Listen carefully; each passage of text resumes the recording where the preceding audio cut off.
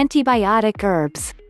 The issues of antibiotics and antibiotic-resistant bacteria have gotten a lot of attention lately. The concern is that bacteria, having been exposed to antibiotics for so long, have developed a resistance to the antibiotics, creating superbugs. The grim reality is that bacterial infections that used to succumb easily to antibiotics have turned more serious, even deadly.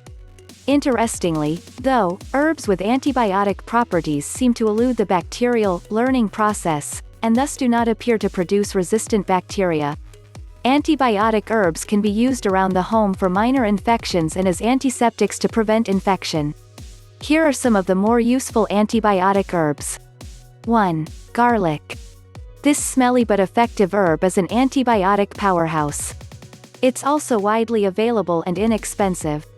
You can even grow it yourself. How do you use it? Garlic works best when used internally. It can be made into eardrops and used to combat ear infections. Simmered in broth or water, it makes a healing broth that works especially well for upper respiratory infections.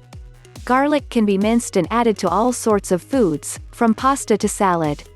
Many natural health practitioners believe that garlic is most effective when used raw, as juice, minced, or crushed. 2. Echinacea. You've probably heard of this herb. It's all over the place during cold and flu season, and for good reason.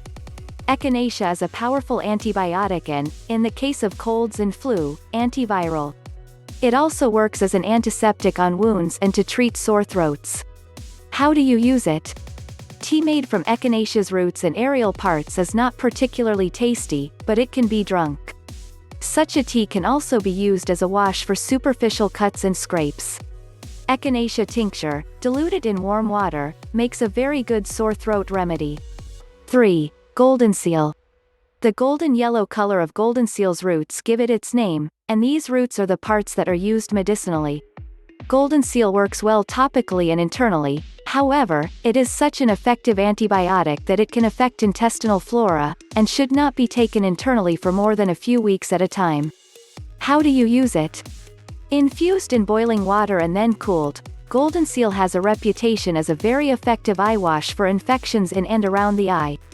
Such an infusion also makes a very good wash for cuts and scrapes, and can even be used on surgical wounds, particularly on pets. 4. Ginger. Did you know that ginger can work as an antibiotic? It is reputed to be effective against E. coli and Salmonella, both of which are foodborne bacteria that can cause significant illness in people. It has even been shown to treat and cure ulcers. How do you use it? Ginger can be made into a tea using the fresh root or the dried and ground root. The fresh root is inexpensive, and a decoction can easily be made by gently simmering ginger slices in water and drinking the result, sweetened with raw honey. You can also eat candied ginger to help treat ulcers and fight infection.